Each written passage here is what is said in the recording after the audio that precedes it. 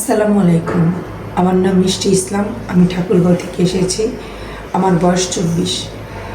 তো আমার 5 বছর বয়সে মা মারা গেছে। আমার আব্বু প্যারালাইজ। আমি মাদ্রাসা থেকে লেখাপড়া করেছি। আমার পৃথিবীতে আপন বলতে কেউ নেই। আমার আব্বু প্যারালাইজ হওয়ার পর আমার সৎ মা আমাকে বাসা থেকে বের করে দিয়েছে। আমাকে উনি অনেক নির্যাতন করতো। এমনও সময় গেছে বাসায় মাংস রান্না করলেও সে আমাকে দিত না। আমার জীবনটা অনেক কষ্টের গেছে। আমার মনে হয় যে বাসাতে যে কাজের বুয়ারা কাজ করে ওনাদের সাথে মনে হয় এতটা খারাপ আচরণ করা হয় না আমার সাথে যতটুকু করা হয়েছে। তো আমি নিরুপায়। যখন রাত 3টা বাজে আমাকে বাসা থেকে বের করে দিয়েছে তখন আমার যাওয়ার মতো কোথাও জায়গা ছিল না। তো আমার বান্ধবী আমাকে ঢাকায় নিয়ে আসছে। ওর বাসা ওইখানে। আমি এখন আপাতত আমার বান্ধবীর বাসায় আছি। আমার বান্ধবী এখান থেকে বিয়ে হয়েছে, এই প্রতিবেদন থেকেই বিয়ে হয়েছে। আলহামদুলিল্লাহ আপনাদের সবার দোয়ায় সে অনেক ভালো আছে। এই প্রতিবেদনের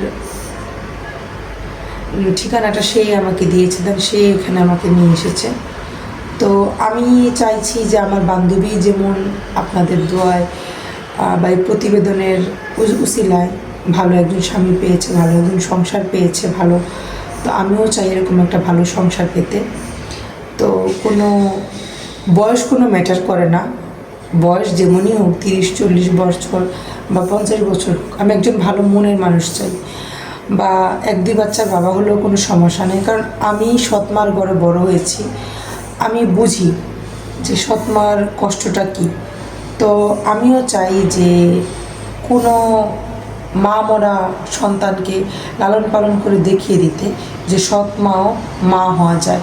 পৃথিবীতে সব সৎ মায় দেখিয়ে দিতে চাই যে সৎ মাও মা হওয়া যায়, সৎ মাও আপন মায়ের মতো ভালোবাসতে পারে। তো পৃথিবীর সব যাদের মা নেই, মা ছাড়া বাচ্চা, সবার দায়িত্ব তো আমি নিতে পারবো না। তো 1জন বা 2জনের দায়িত্ব তো নিতে পারবো।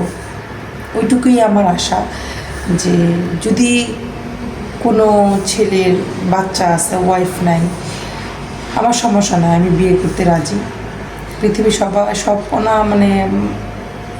পৃথিবীর সব মাহারা বাচ্চার দায়িত্ব না নিতে পারি। আল্লাহ যেন আমার কপালে 1জন বা 2জন রাখে যেন আমি দায়িত্ব নিতে পারি। তো কারো যদি বিনা যৌতুকে বা আমার কাছ থেকে কিছুই পাবে না, আমাকে দেওয়া ছাড়া আমার কাছে কিছুই নেই, তো এরকম কেউ যদি আমার দায়িত্ব নিতে চান তাহলে ভাইয়াদের মাধ্যমে যোগাযোগ করবেন। তো সবাই ভালো থাকবেন। আসসালামু আলাইকুম।